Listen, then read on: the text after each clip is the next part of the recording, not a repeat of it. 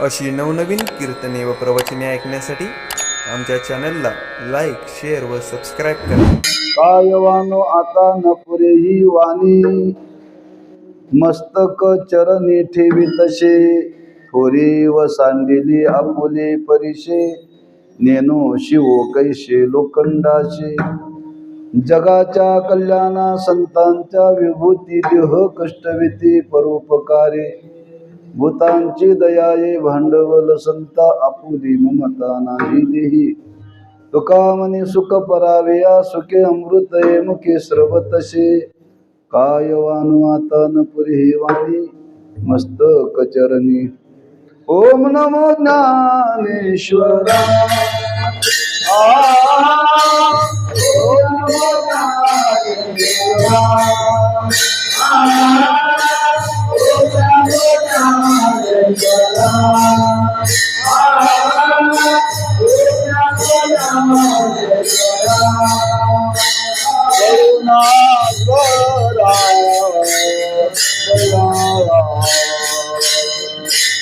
करुणा करा दयाला.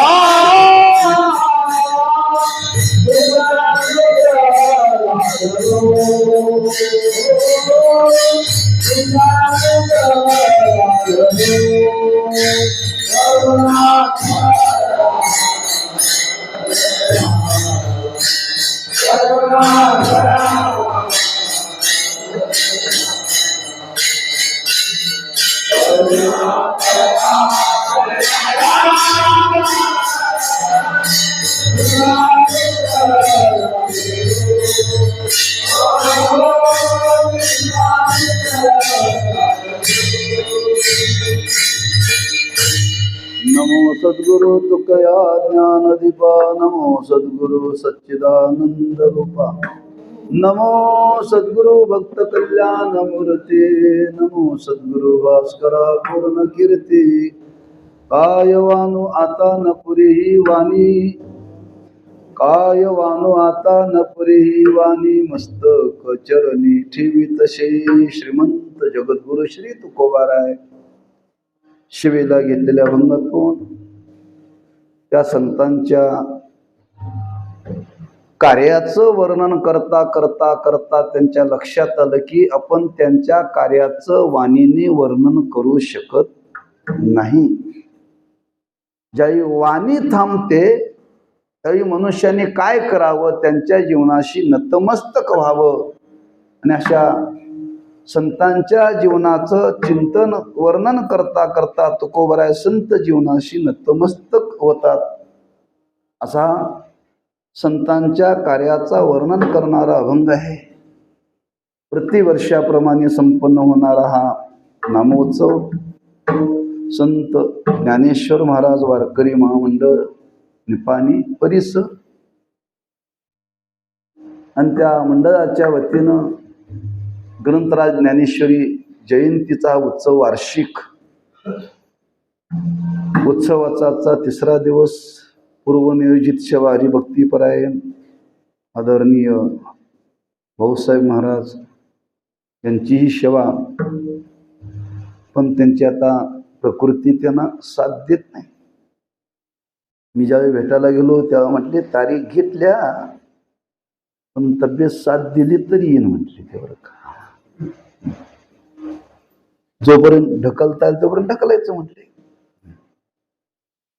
तेव्हा वय झालेलं आहे आणि शरीरामध्ये प्रतिकूलता निर्माण झालेली आहे. त्यांची इच्छा होती, कारण त्या मंडळाच्या आरंभापासून आहेत ना ते, त्यांचा या मंडळाचा संबंध आहे तेव्हा त्यांची ओढ इगड होती. पण प्रतिकूलता निर्माण झाल्यामुळे आता काहीच करता येत नाही. कोणीतरी मंडळातला सदस्य म्हणून कोणीतरी उभं राहिलं पाहिजे ना. या न्यायाने ही सेवा आपल्या वाट्याला दिली आहे. वेळेचं भान ठेवायचं आहे. कीर्तनाची वेळ 9 ते 11 आहे. आपल्याला आरंभ जरी वेळेत करताना तरी वेळेत संपवूया बरं का.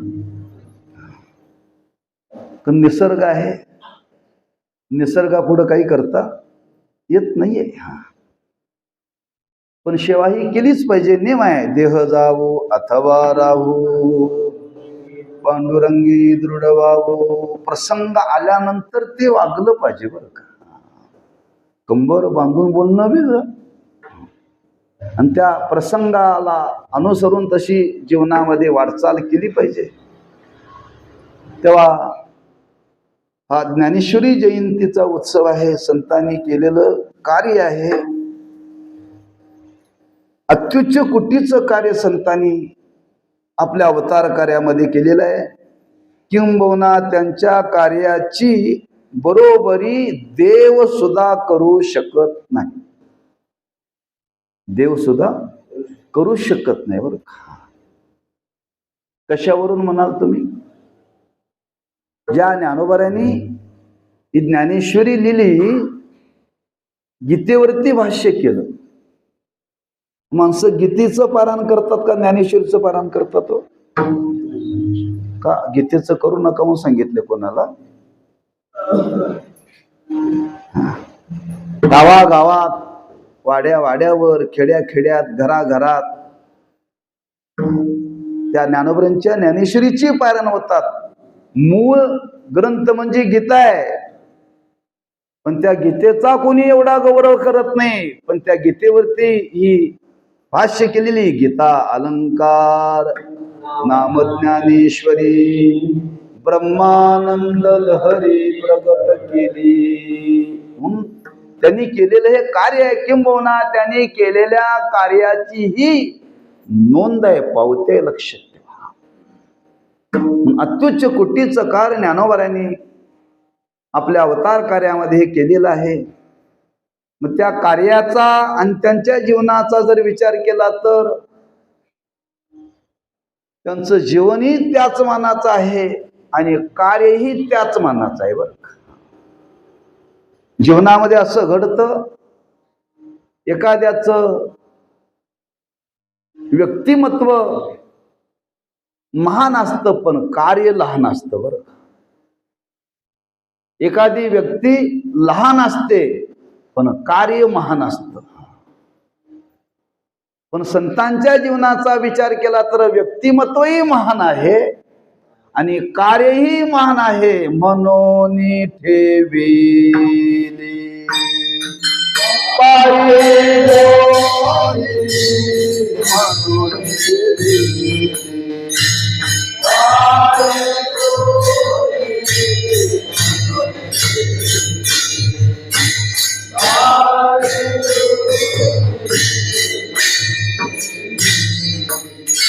तुका म्हणे नो युक्ती बोले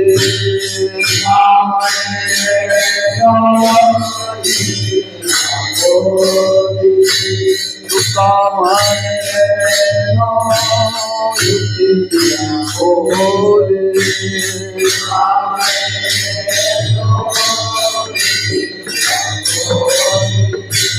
म्हणून पाहिलो म्हणून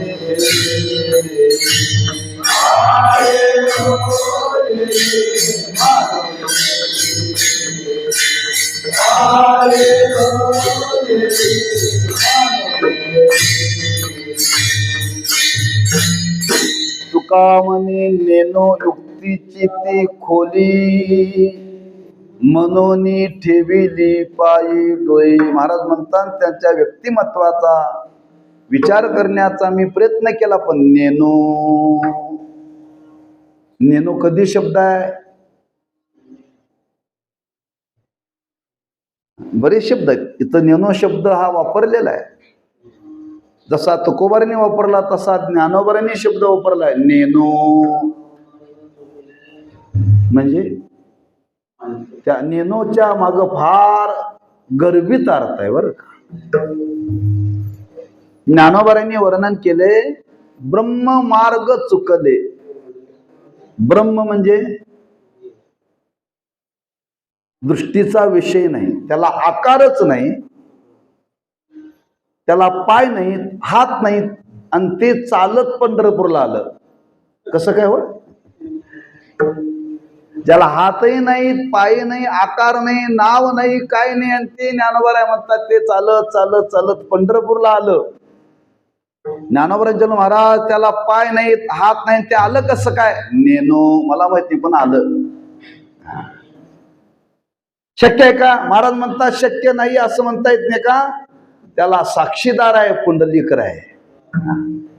पण अशी क्रिया घडणं शक्य नाहीये. पण महाराजांनी शब्द वापरला, मी त्याच्याविषयी बोलू शकत नाही. नेनो मला माहित नाही म्हणतात.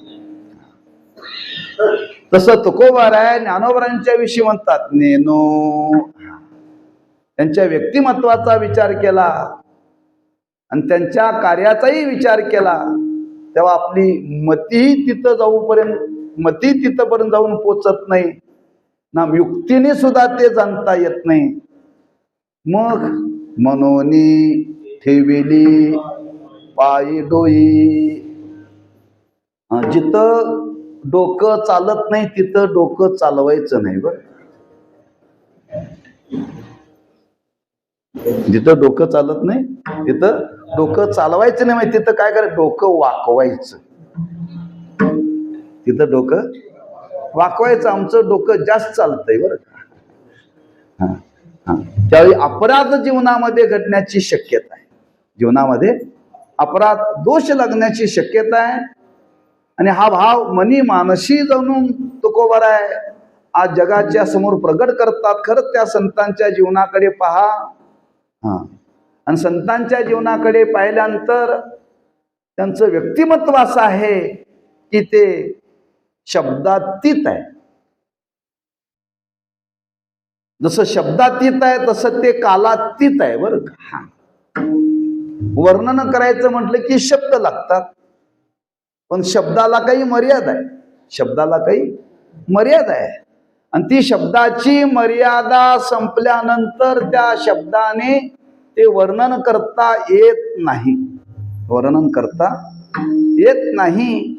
कवी महाराज म्हणतात अशा वेळी काय करावं? एकच की अशा वेळी त्या संत महात्म्यांच्या जीवनाच्या ठिकाणी नतमस्तक व्हावं. आणि हा भाव मनी मानशी घेऊन तुकोबाराय म्हणतात, खरंच मी पाहिलं, जाणण्याचा प्रयत्न केला, नाही असं नाहीये. कथाकथित नाही बरं काय,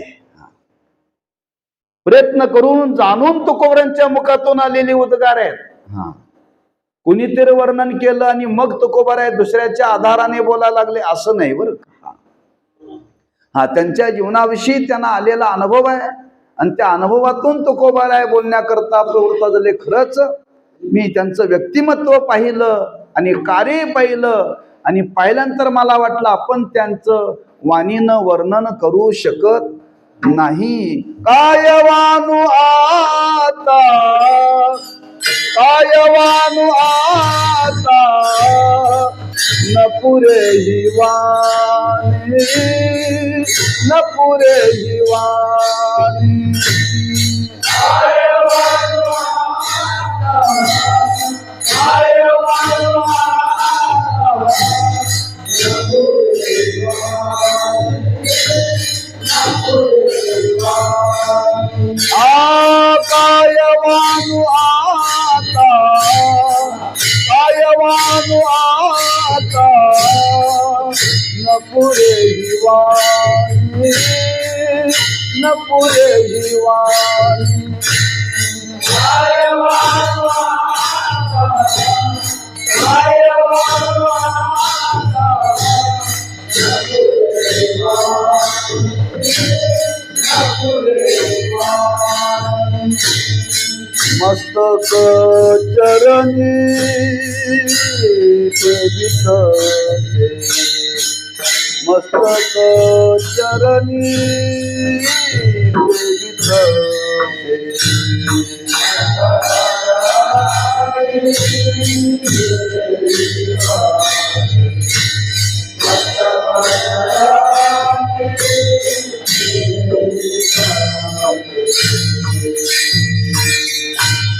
कायवानु आता, न पुरेही वाणी, मस्तक चरणी ठेवी तसे.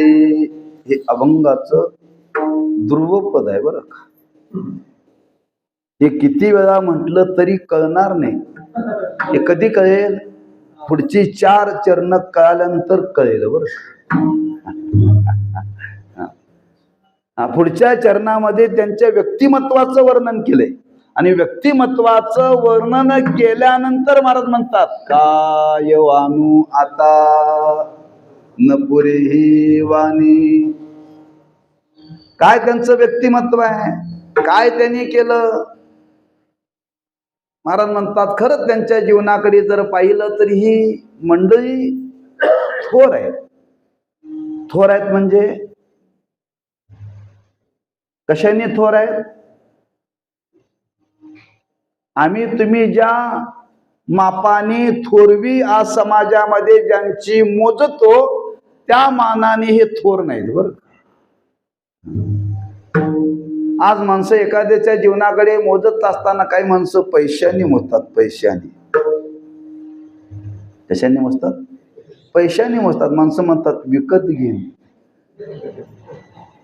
काय म्हणतात? विकत घेईन.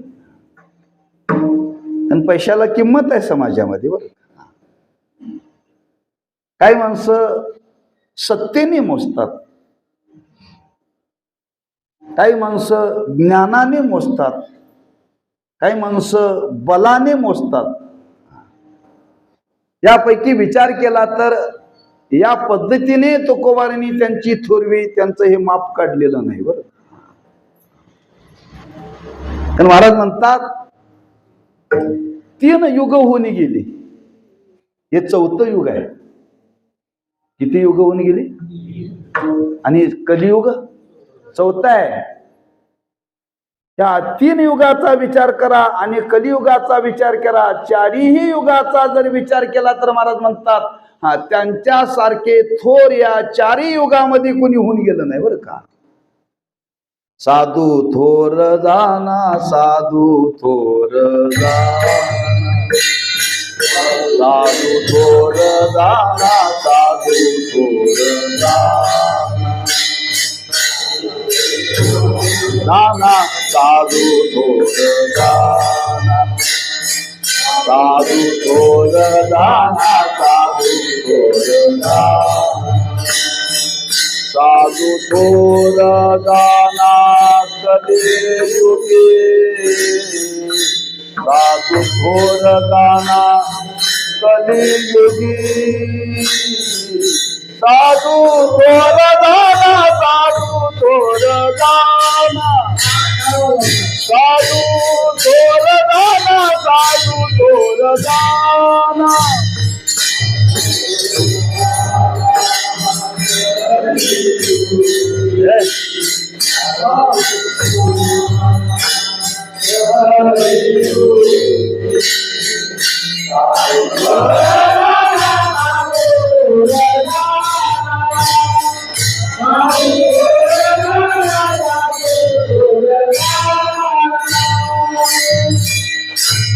साधू थोर जाना, साधू थोर जाना, साधू थोर जाना कलियुगी. कारण म्हणतात सर्व युगाचा विचार केला तर कोणत्याही युगामध्ये त्यांची थोरवी एवढी आहे त्यांची बरोबरी आजपर्यंत कोणीही केलेली नाही. पण असे थोर असलेले महात्मे त्यांनी स्वतःच थोरपण बाजूला ठेवलं. थोरपण प्राप्त व्हावं आणि मग थोरपण विसरावं. कठीण आहे बरं का, फार कठीण आहे. आम्हा तुम्हाला प्राप्त झालेलंच नाही तेव्हा विसरायचा प्रश्नच येत नाही. पण ज्यांच्या जीवनाचा विचार केला तर त्यांचं थोरपण एवढं आहे, एवढं थोरपण आहे, पण ते स्वतःच थोरपण त्यांनी बाजूला ठेवलं. कशा करता? जगत उद्धाराचं कार्य करायचंय. काही आपल्याला जीवनामध्ये जर कार्य करायचं असेल तर मोठेपण बाजूला ठेवावं लागतं. मोठेपण बाजूला ठेवावं लागतं. तुम्ही बघा, सेवा करायचे, परशी पुसून काढायचे. तुम्ही आला मंदिरामध्ये, काही वारकरी पुसत होते, आपल्यालाही पुसायची इच्छा झाली, पण येताना आपण कडक कपडे घालून आलोय. आता ती पुसायची असेल तर काय करावं लागतं? ती कडक काढून ठेवावी लागतात कपडे. आणि ती कडक कपडे वाकू देत नाहीत. काय कळाल तर बघा बरं का. अंगावरची कडक इस्त्री केलेली कपडे सेवा करायची असेल, झाडून काढायचं असेल तर बाजूला ठेवावे लागतात. जगत उद्धाराचं कार्य करायचं असेल तर काय करावं लागेल? स्वतःच मोठेपण बाजूला ठेवावं लागतं. आणि ते स्वतःच मोठेपण त्या महात्म्यांनी बाजूला ठेवलं. कुणाकरता ठेवलं? ज्यांच्या जीवनाला थोरपण नाही, त्यांच्या जीवनाला थोरपण आणण्याकरता स्वतःच थोरपण बाजूला ठेवलं.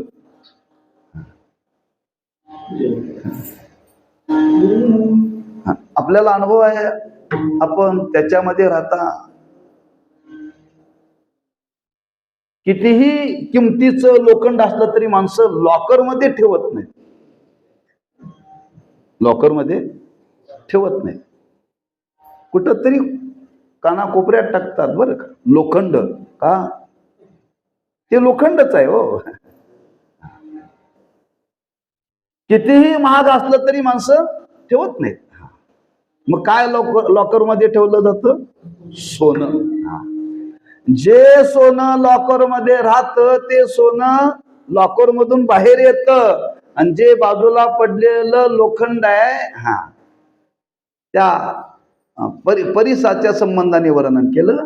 त्या सोन्याला मोठेपण प्राप्त झालं ते परिसामुळं झालं बरं का. कोणामुळं झालं? परिसामुळं बरं का. मग तो परिस नावाचा धातू आहे, दुर्लभ आहे. सध्या कलियुगामध्ये मिळत नाही असं नाही, आहे, मिळत नाही, आहे. दुर्लभ म्हणून वर्णन केले, अशक्य म्हणून वर्णन केलेलं नाही बरं का. दुर्लभ आहे. पण तो दुर्लभ असलेला, किमतीवान असलेला परिस नावाचा धातू मात्र त्या खालच्या दर्जाच्या लोखंडाला स्पर्श करण्याकरता तो स्वतःच मोठेपण विसरतो. थोरी व सांडेली आपुले परिशे, नेनो शिव कैशे लोखंडाशी. दृष्टांताच्या द्वारे त्या संतांचे केलेलं वर्णन आहे बरं. हे कार्य करण्याकरता संत कसं मोठेपण बाजूला ठेवतात म्हणतात. परिस नावाचा धातू स्वतःच मोठेपण बाजूला ठेवतो आणि त्या लोखंडाला सोनेपण देतो. तो कुठल्या जातीचा आहे, कुठल्या गावातला आहे याचा विचार करीत नाही बरं का. तसे 18 पगड जातीचे लोक आहेत या भूतलावरती. 18 पगड जातीचे लोक आहेत. आणि अशा 18 पगड जातीच्या लोकांना संतांनी आपल्या स्पर्शाने मोठं केलं बरं का. मोठं केलं. अशी कितीतरी उदाहरण आहेत. ज्या ज्ञानोबाऱ्यांना ज्यांनी त्रास दिला, विसोबा खेचर, त्यांना जगू दिलं नाही बरं का. त्यांनी आळंदीमध्ये असताना इतका त्रास दिला. आमचा तुमच्या सारखा त्या ठिकाणी जर असता तर काय केलं असता हो? मागचा पुढचा विचार केला नसता.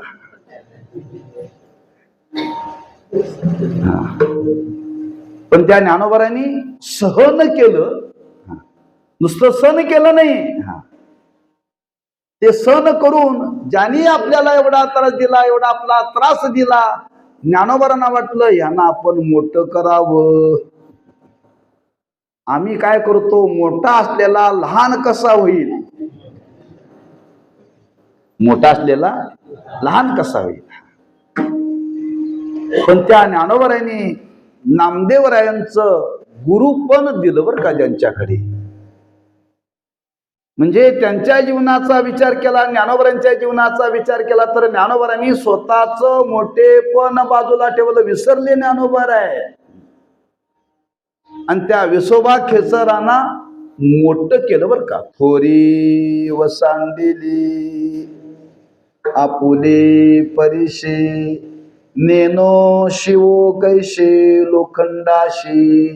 अशी ही मंडळी स्वतःच मोठेपण बाजूला ठेवून दुसऱ्याला मोठेपण देतात. महाराज म्हणतात काय आपण वाणीनं वर्णन करणार, हे शब्दाच्या पलीकडे आहे बरं. काय वाणू आता न पुरे हे वाणी, मस्तक चरणी ठेवी तसे. हे शब्दात वर्णन करण्या जोग नाही बरं का. मग हे कार्य करत असताना त्यांनी मोठेपण बाजूला ठेवलं म्हणजे काय, हे त्यांच्या चरित्राच्या दृष्टीने आहे. त्यांच्या स्वरूपाच्या दृष्टीने विचार केला तर ते साक्षात ब्रह्मस्वरूप आहेत. आणि ब्रह्मस्वरूप असणारे संत त्या जगतामध्ये गुणातीत म्हणून त्याचं वर्णन केले बरं का. तिथं गुणाचा संबंध नाही, विकाराचा संबंध नाही, अशी ती ब्रह्मस्थिती आहे. आणि त्या ब्रह्मस्थितीचं वर्णन करताना तुकोबारांनी वर्णन केले, ही मंडळी नेहमी ब्रह्मस्थितीमध्ये राहतात. स्वानुभवातून वर्णन केले. तुका म्हणे आम्हा एकांताचा वास, ब्रह्मी ब्रह्मरस शेवू सदा. ब्रह्मानंदामध्ये राहणारे जी महात्मे ब्रह्मानंदामध्ये राहतात ती विषयानंदामध्ये येतील का?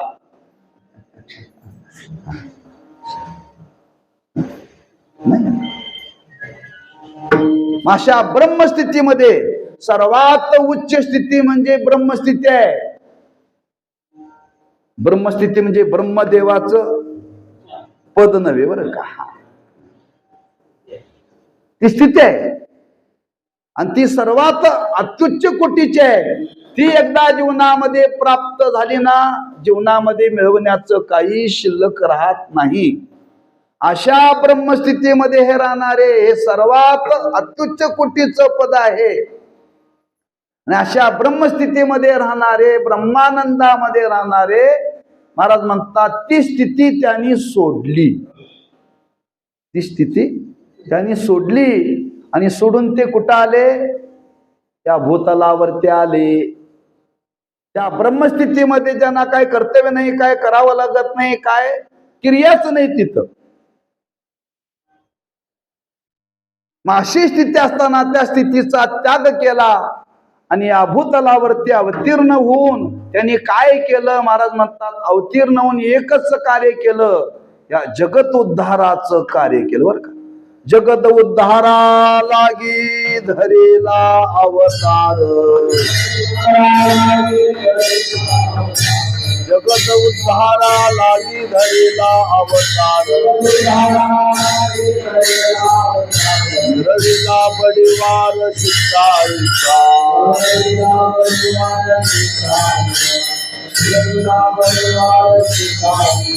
जगत उद्धारा लागी धरिला अवतार.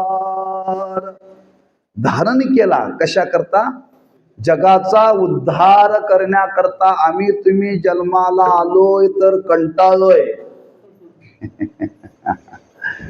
आम्हा तुम्हाला हे कर्माने प्राप्त झाले, कर्माने प्राप्त झालेलं सुद्धा भोगायची तयारी नाही आमची.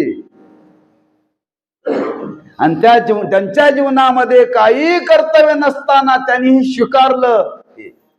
सामान्य नाही बरं का, लक्षात ठेवा, सामान्य नाही आहे.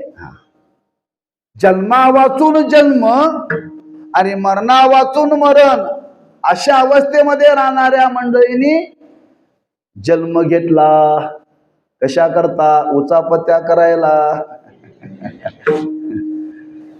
जगाच्या कल्याणा, जगाच्या कल्याणाकरता त्यांना कोणी बोलवलं का ते होऊन आले का आले?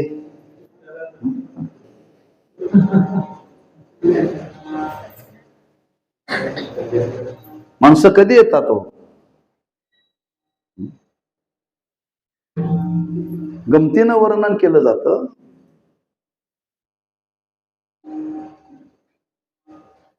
कीर्तन होतं आणि त्या कीर्तनामध्ये असा उशीर झाला, सगळी माणसं निघून गेली बरं का, आणि एकटाच राहिला.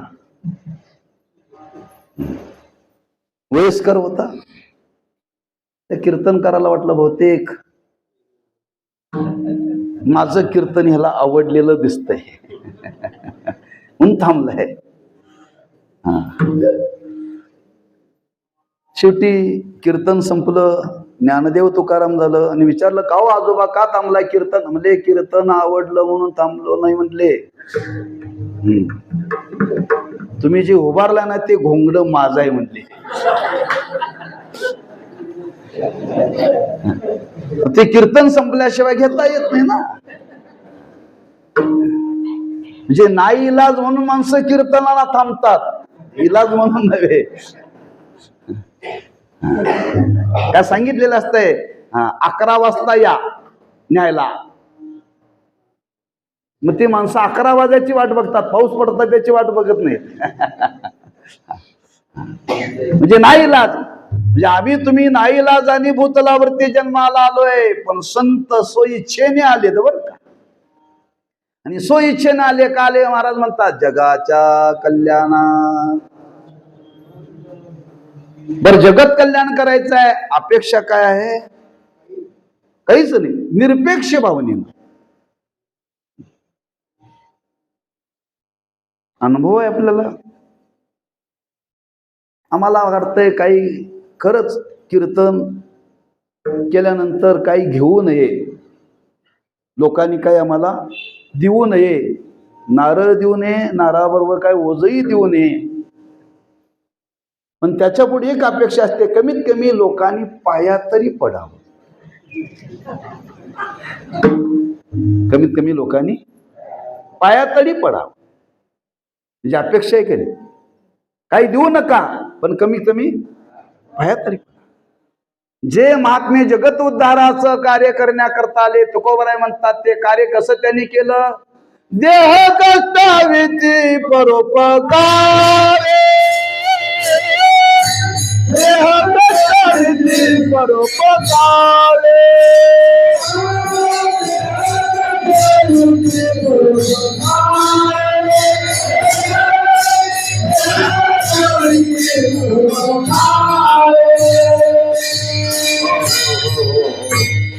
घड्याळ लागले पुढे.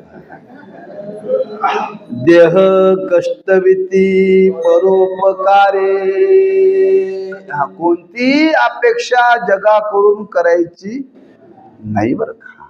निरपेक्ष भावनेनं परतफेडीची अपेक्षा, मोबदल्याची अपेक्षा त्या संत महात्म्यांनी केलेली नाही, पण कार्य मात्र महान केलं बरं.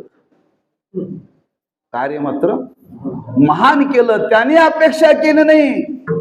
पण आम्हाला जगाला सांगावं लागलं त्या संतांनी काही अपेक्षा केली नाही, पण कमीत कमी त्यांची ज्ञानेश्वरी तरी वाचा. ज्ञानेश्वरी तरी वाचा. लोक म्हणतात महाराज ज्ञानेश्वरीला पैसे नाहीत. आम्ही म्हणतो आमच्या जवळचे पैसे घालून देतो, पण वाचा. एवढी आमच्या तुमच्या करता जी ज्ञानेश्वरी लिहिली तरी माणसांना फुकट वाचायला मिळेल का अपेक्षा आहे? अरे तुम्हाला 15,000चा मोबाईल घ्यायला पैसे आहेत, 200 रुपये ज्ञानेश्वरी घ्यायला नाही. आणि त्यांनी कार्य केलं.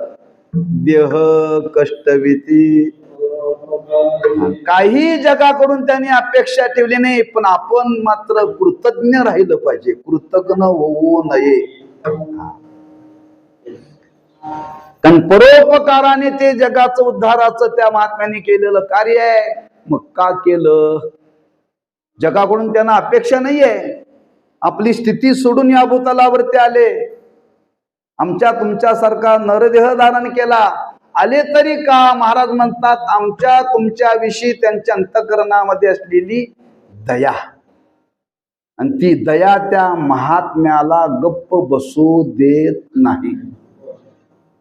गप्प बसू देत नाही. लक्षात ठेवा, ती काहीतरी कार्य करण्याकरता प्रवृत्त करते, आणि त्या हेतूने या महात्म्याने केलेलं कार्य आहे. भूतांची दया हे भांडवल संता, आपुली ममता नाही देही, काय वानू आता न पुरी वाणी, मस्तक चरणी ठेवीत शे विठोबा.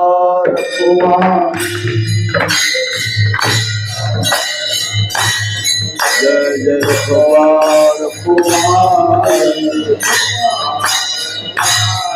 विठोबा कुमार, विठोबा कुमार. कुंडली कवरला हरी श्री ज्ञानदेव.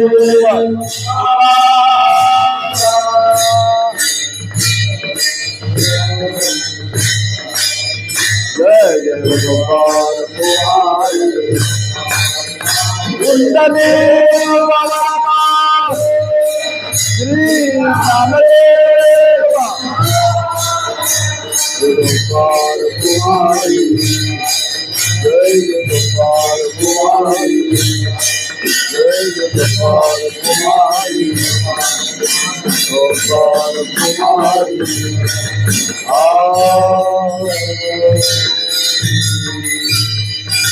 आयवानु आता न पुरे जीवानी, मस्तक चरणी मस्तक चरणी विठला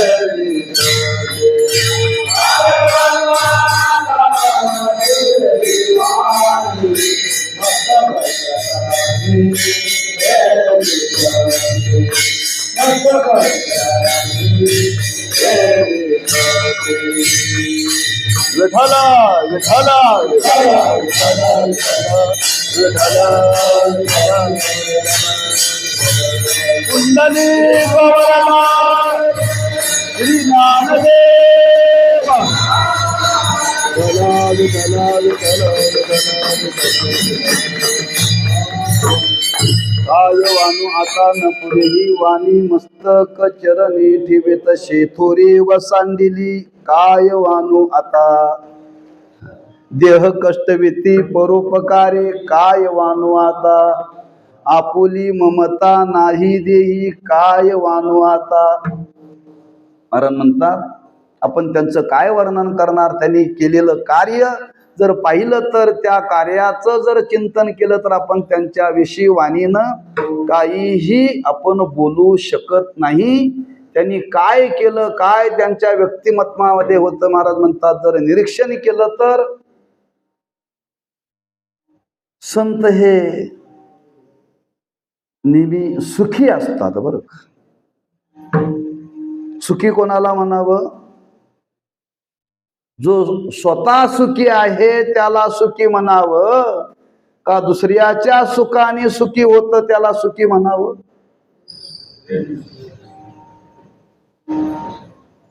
जो स्वतःच्या सुखाने सुखी होतो तो खरा सुखी नव्हे. बरं, जो दुसऱ्याच्या सुखाने सुखी होतो त्याला सुखी म्हणावं. म्हणून तर सद्गुरु निवृत्तीनाथांच्याकडे मागणं केलं, किंबहुना मला सुखी करा,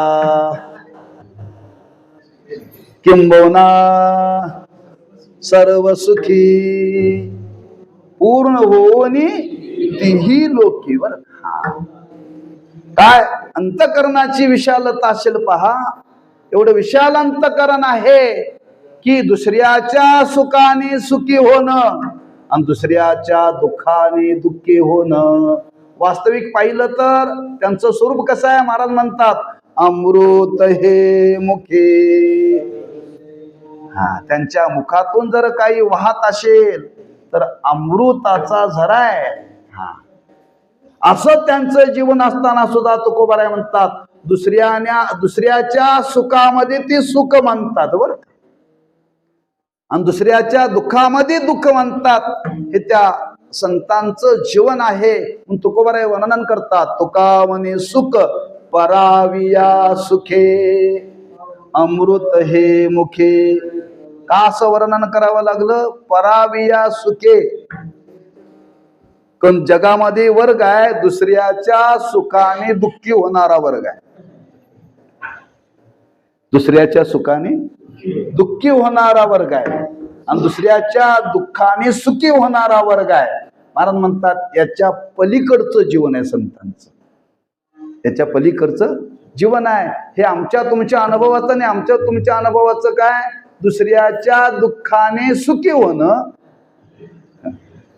दुसऱ्याच्या दुःखाने सुखी होणं आणि दुसऱ्याच्या, हे आमच्या तुमच्या अनुभवाचं आहे. म्हणजे आमच्या तुमच्या अनुभवाचं नाही. महाराज म्हणतात ते संतांचं जीवन आहे. पराविया सुखे. आणि दुसऱ्याच्या सुखामध्ये सुख जे मानणारी या जगामध्ये मंडळी जर कोण असतील तर तुकोबाराय म्हणतात आपण काय वर्णन करणार त्यांचं? काय वानू आता न पुरी ही वाणी मस्तक चरणी ठेवी तसे ज्ञानेश्वर माऊली ज्ञानराज माऊली तुकाराम. जय जय ज्ञानेश्वर माऊली ज्ञानराज माऊली तुकाराम. जय जय ज्ञानेश्वर माऊली ज्ञानराज माऊली तुकाराम. कुंडली गवळला श्री ज्ञानदेव. जय जय ज्ञानेश्वर माऊली ज्ञानराज माऊली तुकाराम.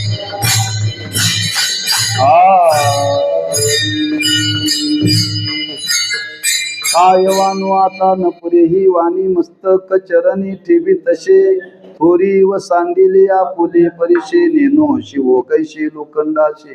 जगाच्या कल्याणा संतांच्या विभूती देह कष्टविती परोपकारे भूतांची दयाये भांडवल संता आपुले ममता नाही देही. तुका म्हणे सुख पराविया सुखे अमृत हे मुखे सर्व तसे. काय वानू आता न पुरे हे वाणी मस्तक चरणी ठेवी तशी. ताट वाढलेलं आहे आणि डॉक्टरने सांगितलंय मर्यादित खा. अवघड आहे, अवघड आहे बरं खा. कारण ही गादी अशी आहे बोलण्याचा मोह आवरत नाही. पण मी आपल्याला शब्द दिला आपलं कीर्तन आकाराला सांगते. का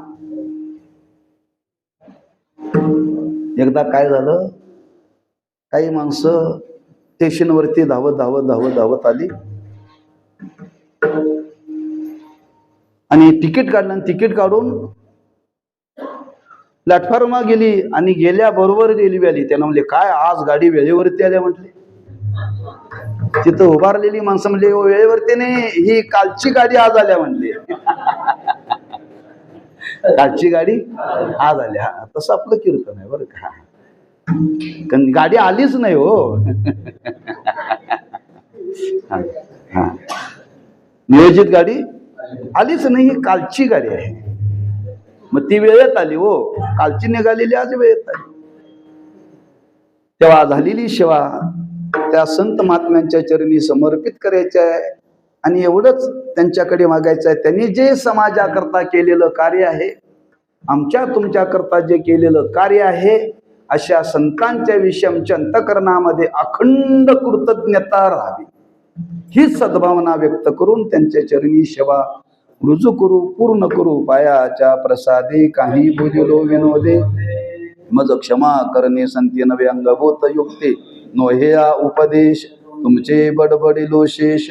तुमच्या कृपेचे पोसणे जन्मोजन्मी तुका म्हणे तुकाराम तुकाराम तुकाराम तुकाराम.